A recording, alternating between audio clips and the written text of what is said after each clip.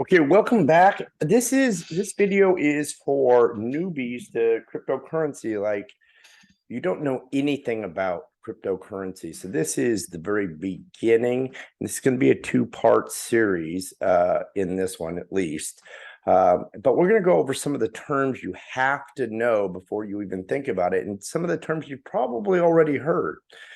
All right, let's start with your crypto address. Cryptocurrency coins are identified in the blockchain by using unique addresses. You can think of the blockchain as a GPS and your cryptocurrency address as a targeted mailing address. This is a targeted mailing address that you can send or receive, and they do look something like this. All right. So they have a bunch of numbers. There's like 25 numbers, and they are private addresses. All right, number two are altcoins. Now, basically, altcoins are anything that's not Bitcoin. Okay, Bitcoin is the king, and after that, we have Ethereum as the silver, and it's pretty much everything else from some of these Web1 chains to Web3 are all altcoins. All right, so what does the blockchain actually mean? Blockchain is one of those buzzwords that I don't think people really actually know. It's a digital ledger composed of all the transactions that have ever been made in a particular cryptocurrency. So these transactions are made up by blocks. When a block reaches its capacity, a new block is created, and therefore, and so these create a blockchain. So I will kind of show you exactly what that means. So in mining cryptocurrency, you have to catch up to the blockchain. It takes a while to sink into that, unless you're mining Bitcoin, and then it kind of does it almost all the way because it's proof of work and not proof of stake. So right there, you have a block. You fill that block, and then the next one has to fill it, and then another one fills it, and it creates this chain that you have to be able to fill until it gets to a point where it distributes the coins in case of that you're actually mining. All right, so what are dApps? dApps are probably a term you've heard also. So decentralized, okay, apps. That's basically what they are, decentralized apps. So Ethereum is considered the mother of all dApps because it has a blockchain that has subchains that attach to it. And so it's called a decentralized app or a dApp. Okay. So going back to our model of these blocks that just keep hooking and linking to each other, sometimes below you're going to have a different layer that's going to be built on top of this first layer. We'll be talking a little bit more about that in the future. All right, so what are decentralized finance? DeFi is a term for decentralized alternatives to traditional finance. So instead of banks, we're looking at things and banks and money managers and anything that is centralized finance. These are DeFi. So, and they're getting a little less because the government really wants to control what's been going on. And that's one of the huge advantages to cryptocurrencies is because they are supposedly decentralized, at least most of them. So what is digital currency? It's like cryptocurrency. No, not exactly. All right. It can be linked to a fiat currency. In fact, there's most major nations have a digital currency tied to their fiat right now, including the US and China. So we have USDT, we have USD. Now, these are not sponsored by the government, but they're working on it to try to get one, a digital currency. China has the yuan, and it also has its digital yuan as well. All right, what's a ledger? Distributed ledger. All right, ledgers let you place your transaction, whatever you're buying, selling, trading, onto the blockchain. And they distribute this terms using something called a DLT. All right. So you at least know what that term is. Fiat is linked to, it's like currencies, what we think of. So like gold or silver or the US dollar, or they have some sort of value. Okay. Meaning within some sort of government. So it usually has a currency attached to it is the best way. Fiat currency. So the dollar is a fiat currency, and so is USD. All right, let's move on to number 9, gas. Okay, this is not when you're eat too much beans. This is referring to the fees that you will normally pay, okay, when you're trying to make a transaction. Now, this doesn't always occur when you're on regular blockchains like Coinbase or Binance. You do have to pay some fees, but they don't necessarily call it a gas fee. But there are some. Take a look at my MetaMask video when we talk about MetaMask. And MetaMask, let's see if it'll even pull up on here.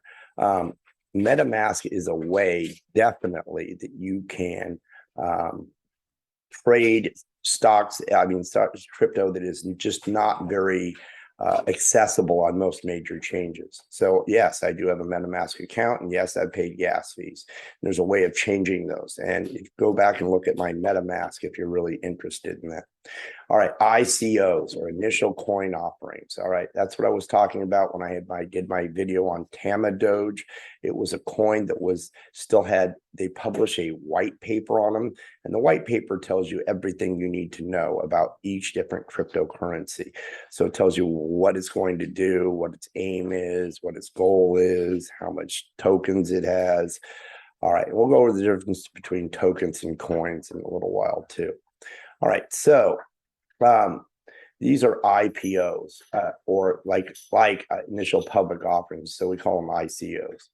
All right, and KYC is know your customer. All right, I think I said know your crypto or something before. Now, most of the platforms that you go to, you have to like take a picture of yourself, okay, and you have to send it to them so that the regulators can identify your bank accounts, and this is for tax purposes. Otherwise, you will not be able to trade cryptocurrency. Now, not everything has KYC, but we're getting much, much, much more towards that.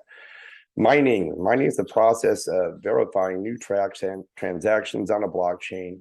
When someone donates their computer power to a miner, it completes an encryption challenges. So these are like little tests that your computer or your crypto miner actually accomplishes, and they donate to you an award in cryptocurrency.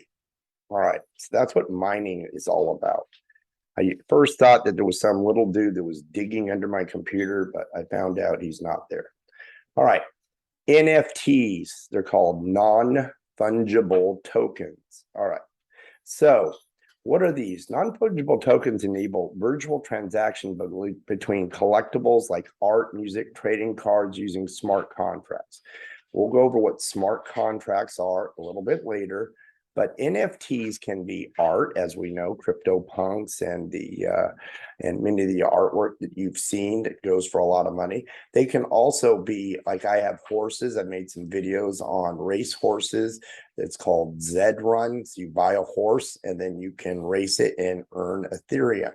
There's many play to earn games that operate from NFTs. So you're going to have to buy one of these NFTs on a source called OpenSea. All right.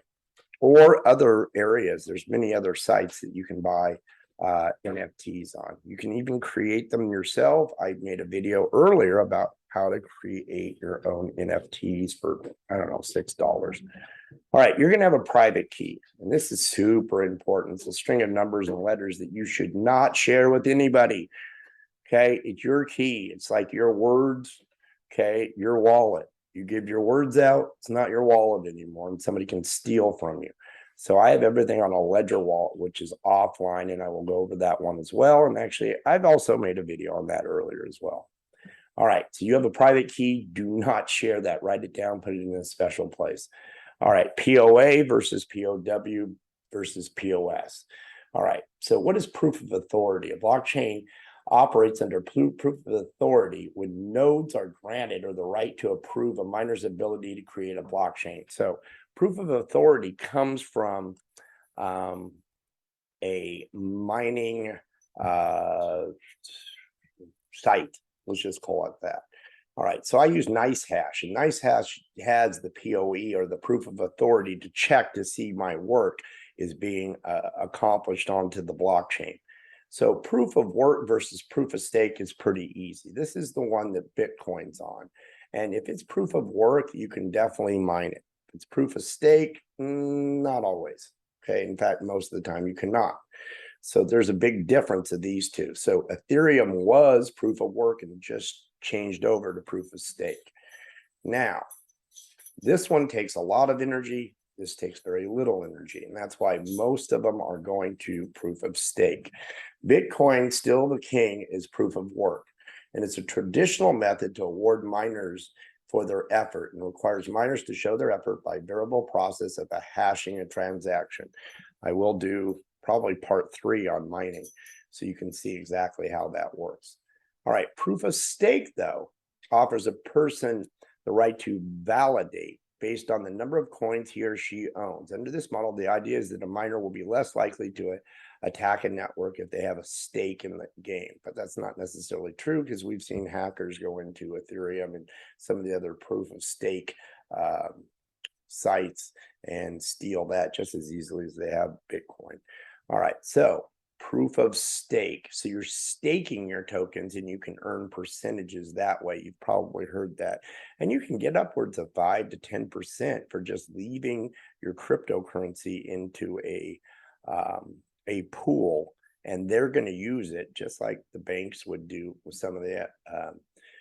Our money that's in a bank, they lend it out and they get money off of it and they give you an interest rate. Well, it's kind of the same thing. And you have to watch out for some of these places because they can go wrong, very wrong. All right, what's a public key? A public key is a string of characters used to purchase cryptocurrency. If a content creator, for example, wants to receive cryptocurrency instead of fiat for his or her content, they can list their public key public key. Now, fans can only easily send cryptocurrency using the content's creator's public key. So sometimes you have to use a key in order to send and receive rewards. So this is, you have to put your key in there. Okay, so in NiceHash, I have to actually upload and put my key where I want them to send my cryptocurrency. And that's my public key. Now, there's a public ledger, and we're going to talk about public versus private ledgers.